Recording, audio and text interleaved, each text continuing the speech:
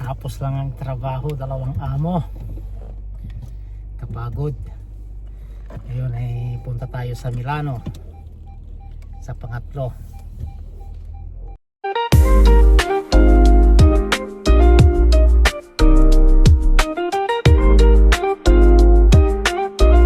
Good morning mga ka-OFW. OFW ka man o hindi, kung mapadaan ang aking video sa iyong timeline, please subscribe sa aking munting channel. A few Yan, moments nakarating na later. tayo dito sa Milano. 30 minutes drive. Saka kain muna tayo para sa susunod na work natin. Meron pa tayong 45 minutes bago papasok sa trabaho.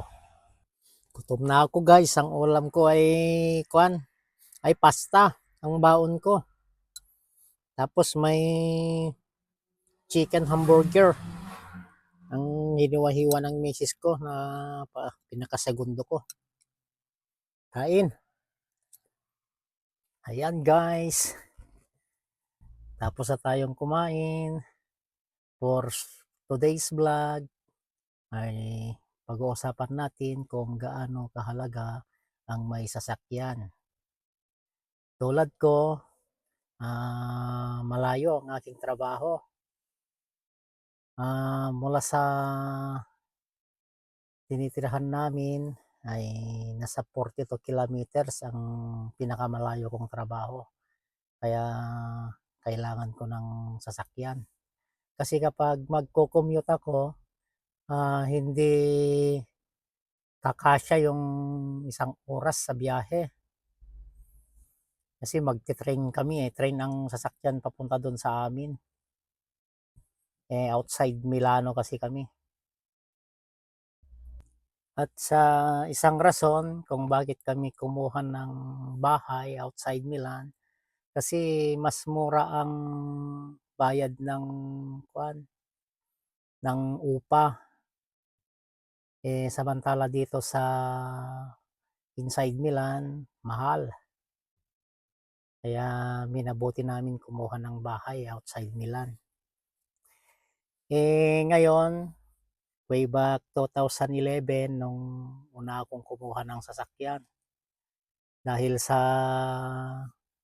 natuklasan natin na mayroon akong karamdaman, kaya pala palagi akong madaling mapagod. Pag nagkahabol ako ng bus, gano'n. Kasi dito kailangan din bilis-bilisan mong gumalaw para makuha mo yung oras ng bus. Every 15 minutes kasi ang bus dito sa Milano. Kapag sa train naman, every 30 minutes. Kaya mahalaga sa akin ang may sasakyan. At the same time ay mahalaga rin para sa pag-grocery, kargahan ng tubig, gano'n.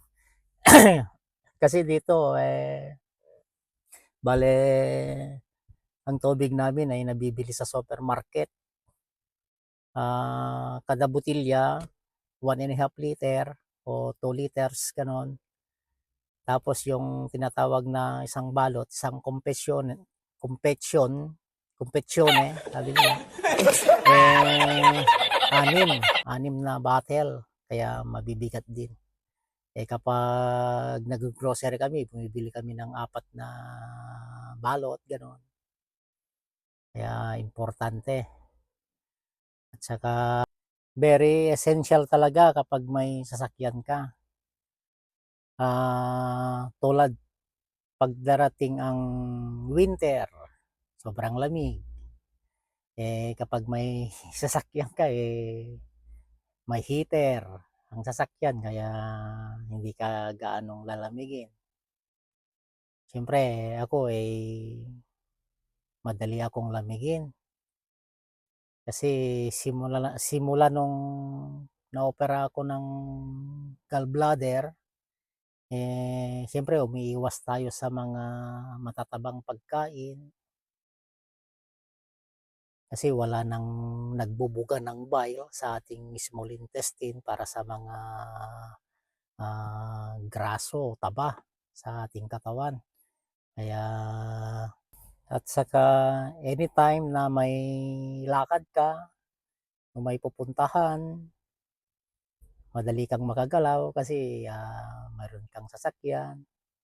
Pero ang pagkakaroon ng sasakyan may kabalikat din na pagkagastusan tulad ng yearly insurance, tapos yearly tax ng sasakyan, tapos yearly ang change oil, pa-check up, tapos every 2 years na ipa-general check up mo ang sasakyan dito, iko-computer nila.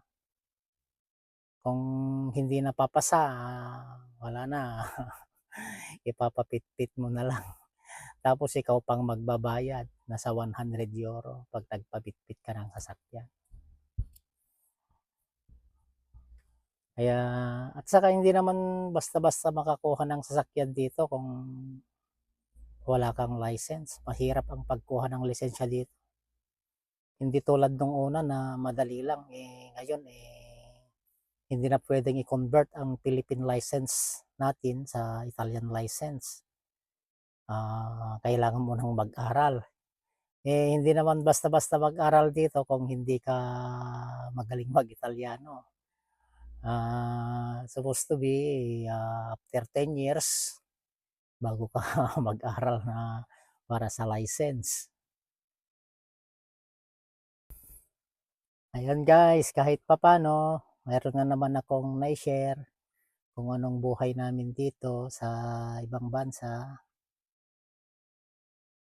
At sana sa mga hindi pa nakapag-subscribe sa aking channel, please subscribe, click the subscribe button below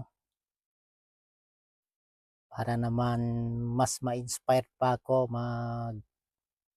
marites sa inyo kung anong buhay-buhay dito sa Italia. Ayan guys, dito ko natatapusin ang aking video ngayon. Please subscribe sa aking munting channel. Bye!